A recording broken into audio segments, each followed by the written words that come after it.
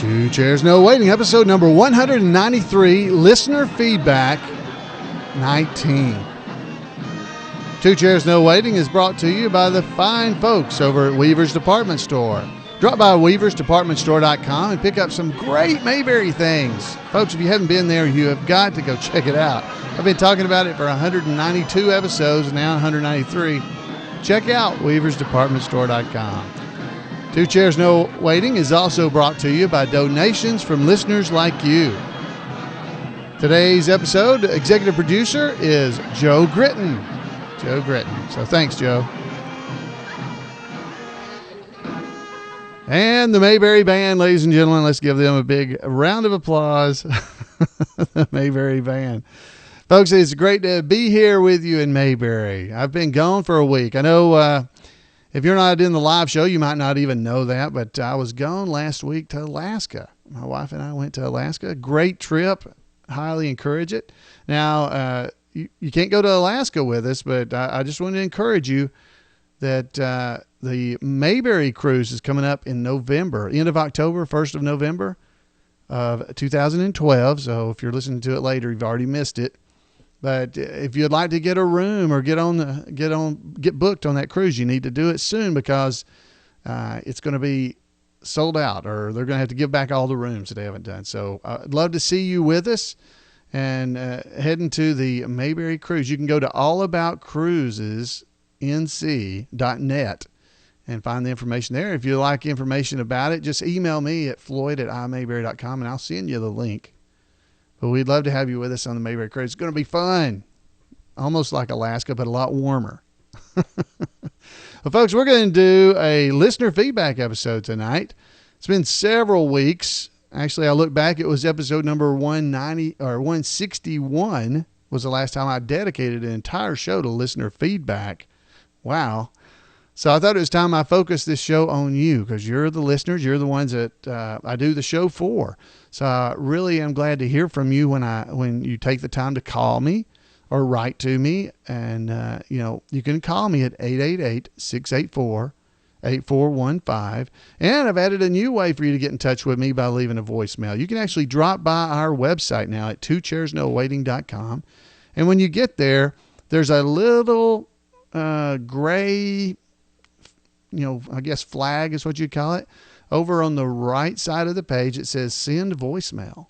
And if you click that thing, it will pop open and allow you to record a voicemail and send it to me right there from your computer. So if you have a microphone on your computer, which a lot of them do now, or if you've got a video camera that has a microphone, you can record your comments and it will email them right to me, and I'll get your comments that way. So I just keep adding ways for you to get in touch with me and be able to give me your feedback. And I hope you'll take advantage of that because,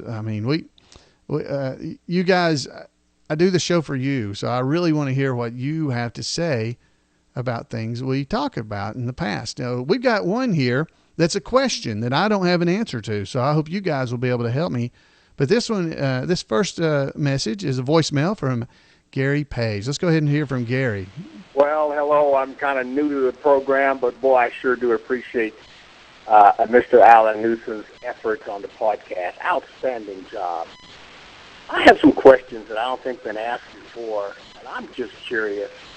And I don't want to get too personal into their lives at that time, especially during the black and white series of Andy Griffin Show.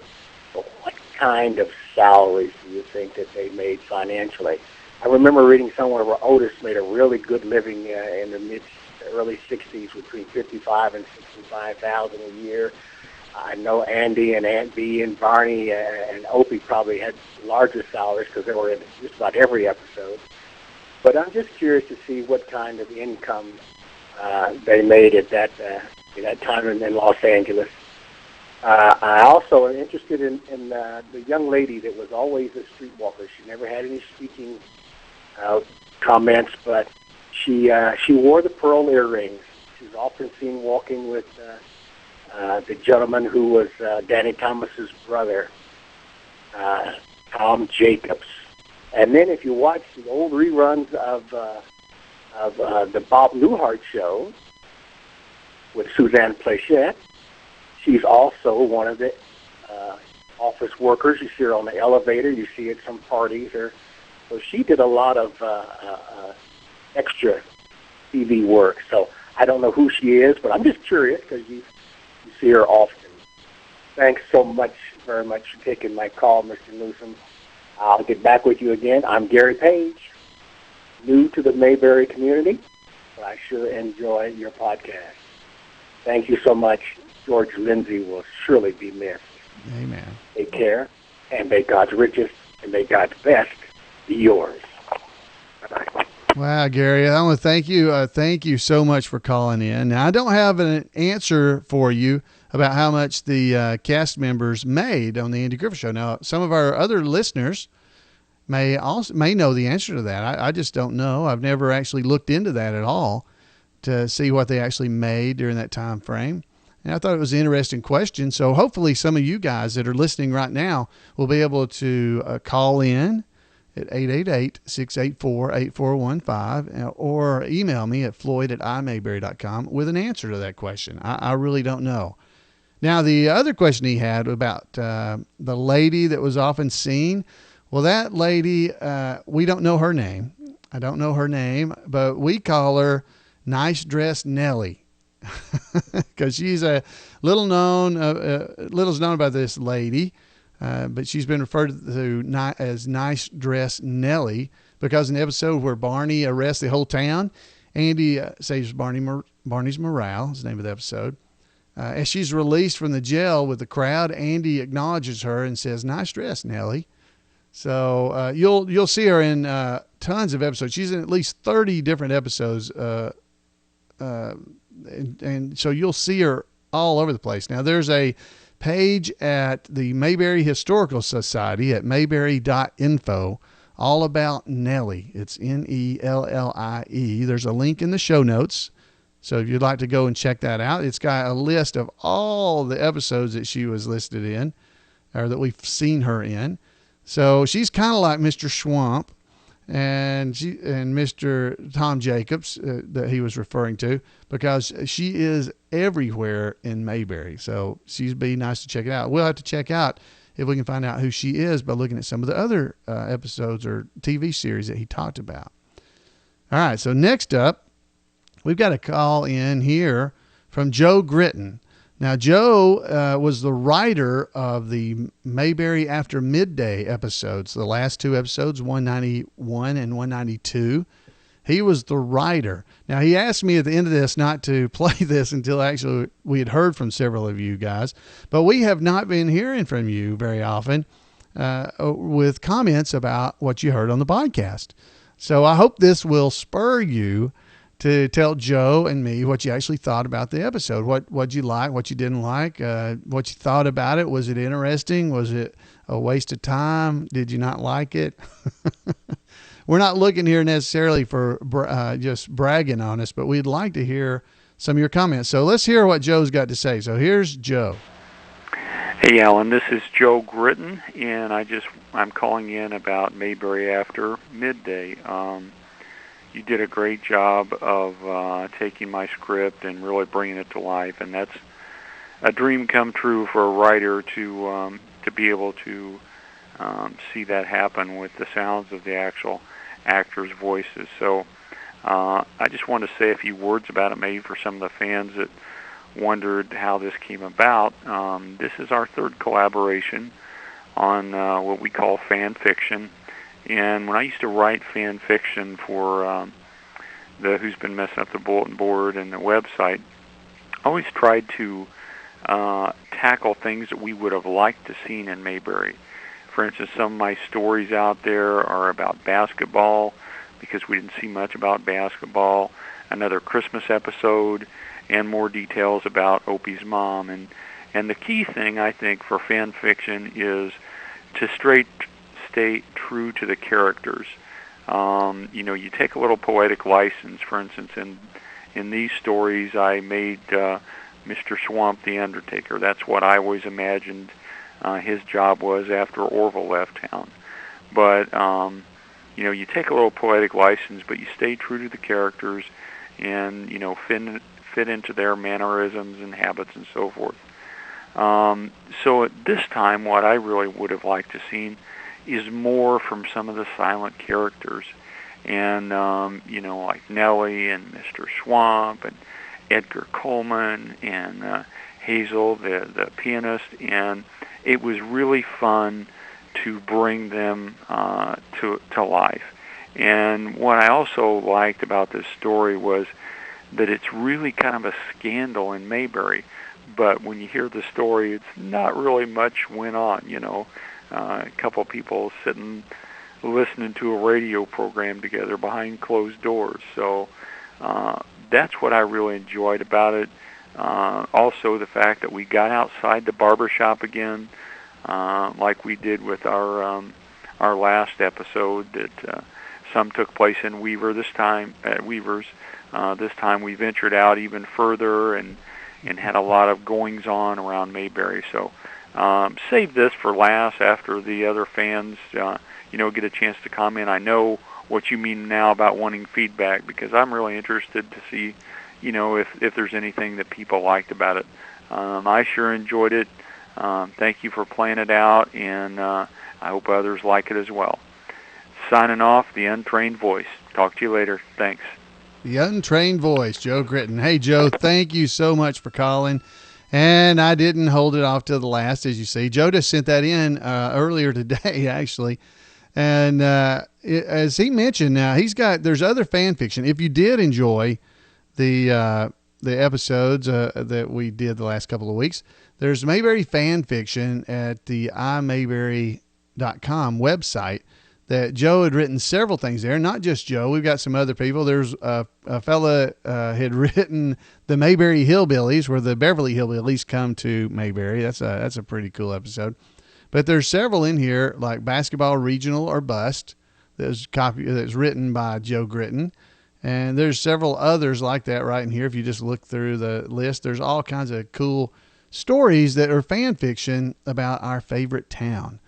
So you can read that and just have fun with it and enjoy yourself just reading a little bit of some stories that we never heard in Mayberry, that maybe they happened, maybe they didn't, but it's really fun to read and just be a part of it. So, all right, Joe, thank you for calling. We would like to hear from you, as I said. Give us a call or send in a message or something and let us know what you thought.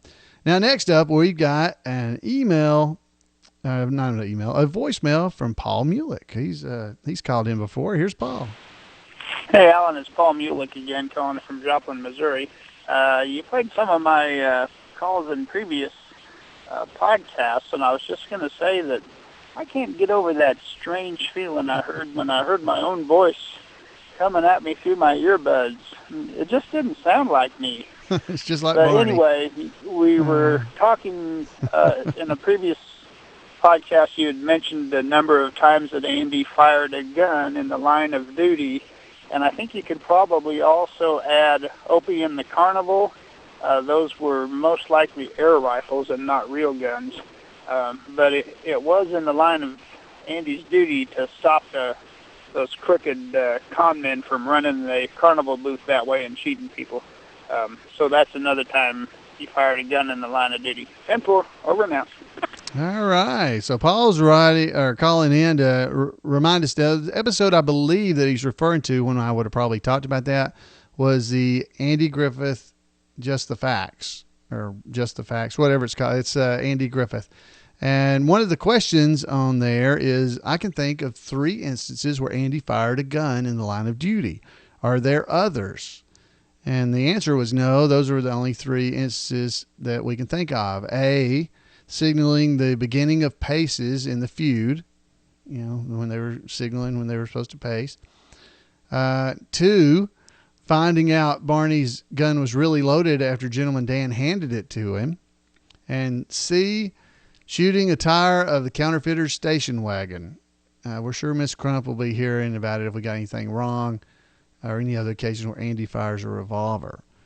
So there you go. So Paul's added another one, which was from Opie and the Carnival, which Andy technically he may not have been firing his revolver, but he was firing a gun to catch the guys that they were cheating because they were setting up those rifles so that they wouldn't shoot straight.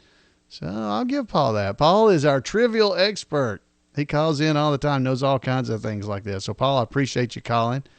And anytime, give us a call. So next up, we got Steve Myers. Let's see what Steve has to say about something kind of almost like Countess Vantalecki had been involved in this situation. So let's hear from Steve.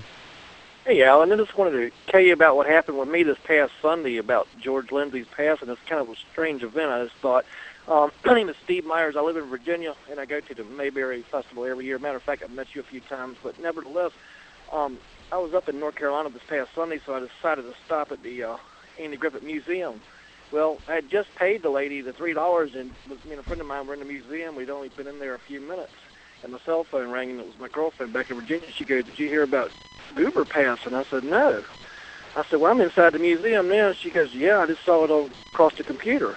So anyway, as I hung up, the lady cashier there, I asked her about it, and she didn't know anything about it either. And so she immediately got online as well and read it. So I just thought it was kind of strange that of all places for me to be. I'm a big Mayberry fan, and for me to be inside the Andy Griffith Museum. As a matter of fact, his display was right near me, the one with his coat and everything in it, and the bronze Goober beanie and all. It was just really, really weird. So I just thought I would pass that. Anyway, appreciate what you do, and take care. Well, Steve, hey, thanks for calling in and giving us that. Yeah, that would be, I don't know, Andy would probably go.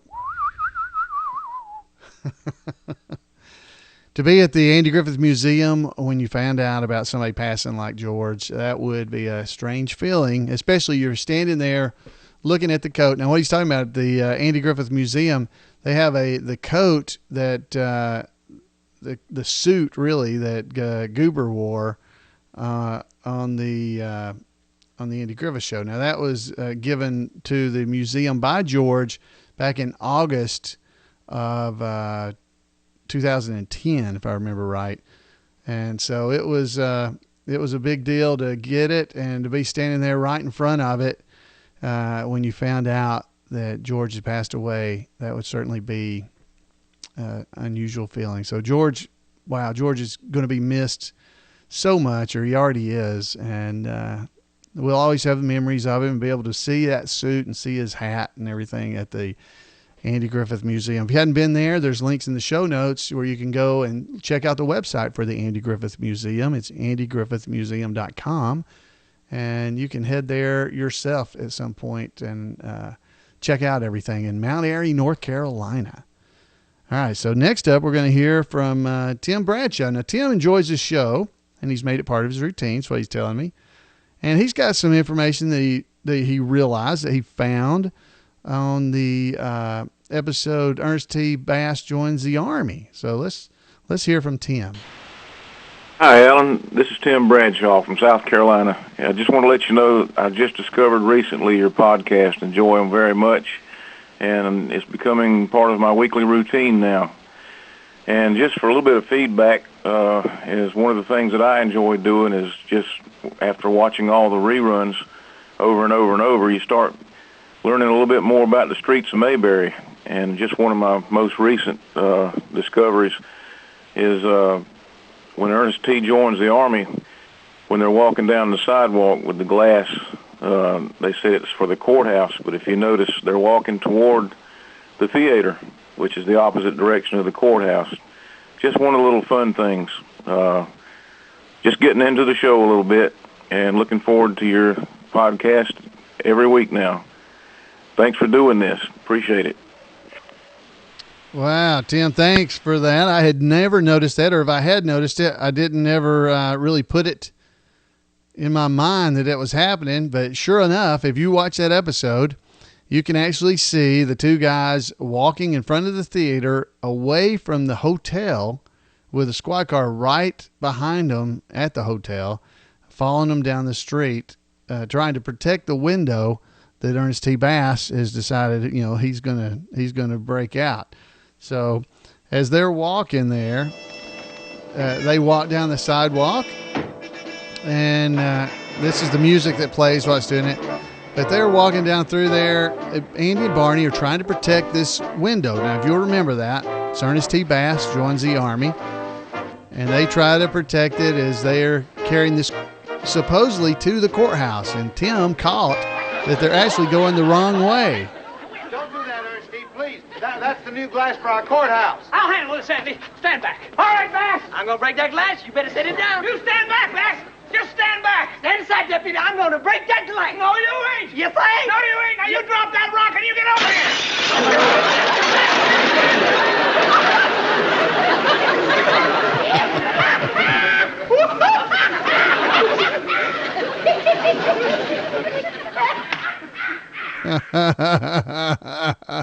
So, of course, Barney broke the window. And, in the end, Ernest T. gets Barney's suit as he goes out through there. Now, just as a little bit of reminding you about this, I did an episode back, episode number 121. It's called Don Knotts Ferreira Friends. You might want to go back and listen to that podcast episode, because in that we also found out that Ernest T. breaks a window out of Rich Ferrara's hardware store. Now, Richard Ferrara is his name. Richard Ferrara is the real name of one of Don Knotts' lifelong friends in Morgantown, West Virginia, and was mentioned there on the Andy Griffith Show when they mentioned that Ernest T. broke the window out of his hardware store.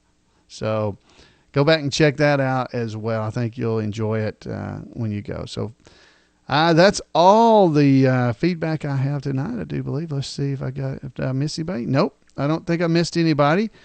So, folks, I want to, again, I just want to thank you for coming to the show. I want to encourage you to give us your feedback. So give us a call at 888-684-8415 and leave a comment. You can go by our podcast website, as I said, and you can leave comments right there on the page, written, or you can use that send voicemail link that's right there on the side. You can also go by our Facebook page. There's so many ways to leave comments for me.